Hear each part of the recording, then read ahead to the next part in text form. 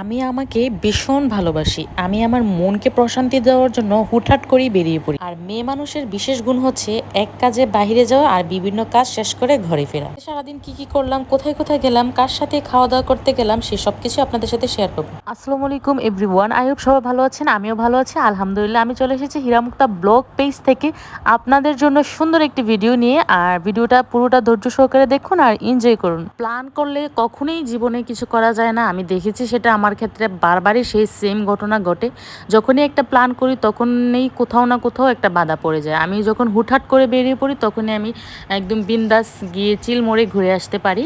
আর ওই দিন কোথায় ঘুরতে গিয়েছিলাম যদি দেখতে চান তাহলে আমার পেজে ভিডিও দেওয়া আছে, দেখে আসতে পারেন।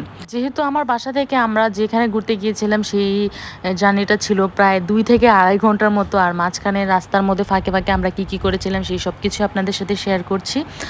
দেন প্রথমে আমার ফ্রেন্ড আমাকে একদম লাল গোলাপ এনে দিয়েছিল, কারণ আমার গোলাপ অনেক বেশি পছন্দ ছিল আর সে আমার বেস্ট ফ্রেন্ড, যার কারণে সে আমাকে এত সুন্দর সুন্দর কয়েকটা ফুল দিল।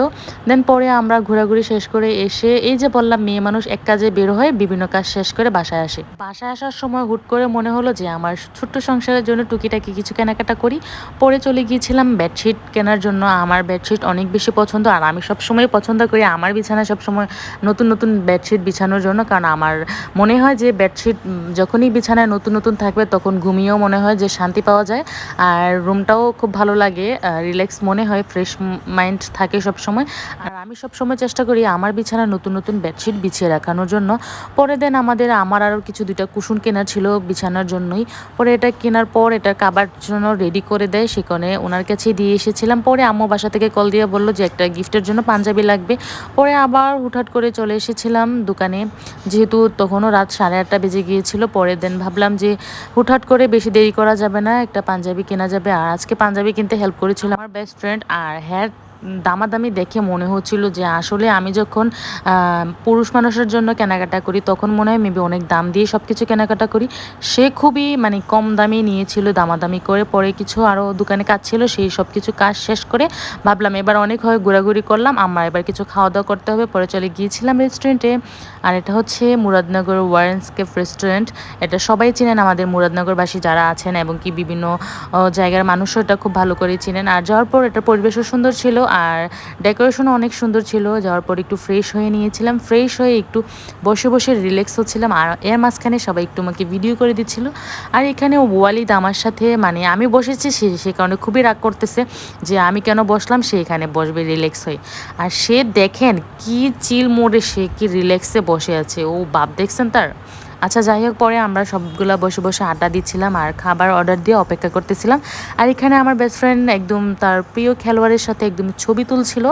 পরে দেন খাবার আসার সাথে সাথে, ভাই আমি খাবার আসার সাথে সাথে কখনোই অপেক্ষা করতে পারি না, আমি সবার আগে খেয়ে ফেলি, পরে দেন কথা।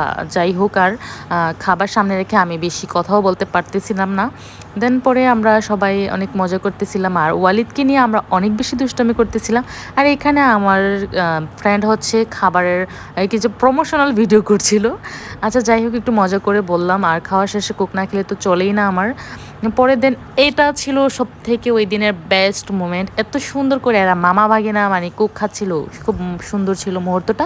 পরের দিন বাসার জন্য একটা পার্সেল নিয়ে চলে গিয়েছিলাম রয়্যাল ক্যাফে, কারণ হচ্ছে যে ওয়ারেন্স ক্যাফে পিৎজা অর্ডার নেওয়া হয় না। পরে রয়্যাল ক্যাফে ফোন দিয়ে পিৎজাটা অর্ডার দিয়ে দিয়েছিলাম আর বাসায় যাওয়ার সময় পিৎজাটা নিয়ে নিয়েছিলাম। আম্মু নাকি হঠাৎ করে পিৎজা খেতে ইচ্ছা করছিল, সে কারণে আম্মুর জন্য পিৎজা নেওয়া আর কি, যেহেতু আমরা সবাই বাহির থেকে খাওয়া দাওয়া করে গিয়েছিলাম।